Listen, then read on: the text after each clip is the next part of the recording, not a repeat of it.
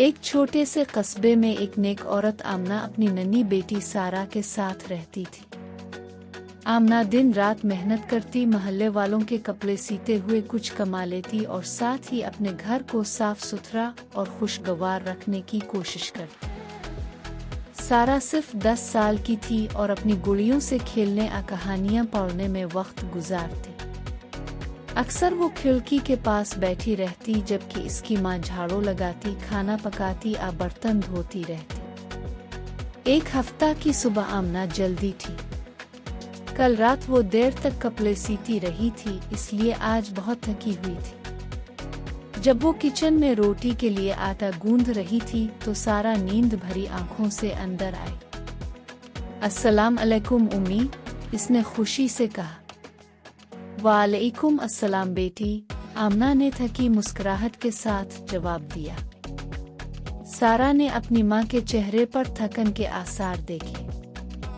इसे अचानक एहसास हुआ कि इसकी माँ कितनी मेहनत करती है और कभी शिकायत नहीं करती। स्कूल में इसका असतद ने हाल ही में जिम्मेदारी और घर में मदद करने की अहमियत पर बात की थी। वो अल्फाज सारा के दिल में गूंजने लगे। सारा ने अपनी गुड़िया एक तरफ रखी और किचन में आ गई। उम्मी, आज मैं आपके साथ घर के कामों में मदद करना चाहती हूँ। आमना हैरान हुई। क्या तुम्हें यकीन है बेटी? घरेलू काम आसान नहीं होते, तुम बूर हो जाओगी। लेकिन सारा ने जिद के साथ कहा, मैं करना चाहती हूँ। आप मेरे लिए इतना कुछ करती हैं। आज मैं आपके लिए कुछ करना चाहती हूँ। माँ की आंखों में मोहब्बत और फख्र के आंसू आ गए। इस दिन सारा ने छोटे छोटे काम शुरू किए। इसने सब्जियां धोईं जबकि माँ चूल्हा तैयार कर रही थी। इसने दस्तरखान लगाने में मदद की और कपड़े तह करके टोकरी में रख दिए। शुरू में इसके हाथ कांपे और बर्तन धोते वक्त पानी छलक गया, मगर आमना ने इसे डांटा नहीं बल्कि प्यार से समझाया। गलतियों से परेशान ना हो सारा, हर काम सीखने के लिए वक्त लगता है। असल बात यह है कि तुम कोशिश कर रही हो। दोनों माँ बेटी काम करते हुए हंसती और बातें करती रही। जो काम पहले आमना के लिए भारी लगते थे वो अब हल्के महसूस होने लगे। घर के अंदर एक नया सुकून आतर आया, जैसे मोहब्बत और हम आहंगी से भरी हुआ।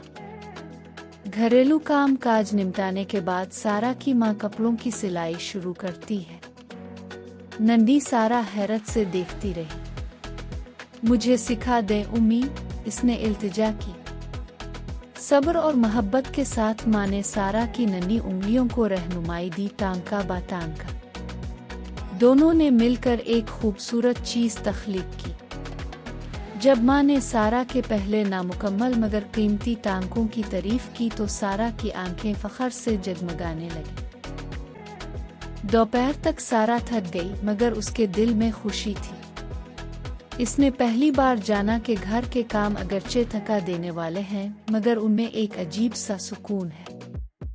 जब इसने अपनी माँ को आराम करते देखा तो वो और ज्यादा खुश हुई। शाम को आमना ने अपनी बेटी को गले लगा लिया। आज तुमने मुझे सिर्फ मदद नहीं दी बेटी, बल्कि अपने हाथों से मोहब्बत का तोहफा दिया है। सारा ने मुस्कुराते हुए कहा, और मैंने सीखा कि घर के काम में मदद करने से घर मजीद मजबूत होता है। इस दिन के बाद सारा ने कभी इंतजार नहीं किया कि इसे कहा जाए। कभी दस्तरखान लगाती, कभी झाड़ू देती, कभी अपनी किताबें तरतीब देती।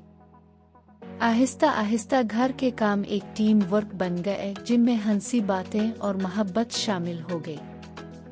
सबक: घर के कामों में मदद करना सिर्फ सफाई या खाना पकाने के लिए नहीं होता। ये जिम्मेदारी का एहसास दिलाता है, मोहब्बत बढ़ाता है और खानदान को मजबूत बनाता है। छोटे हाथ भी बड़े सुकून का बाइस बन सकते हैं।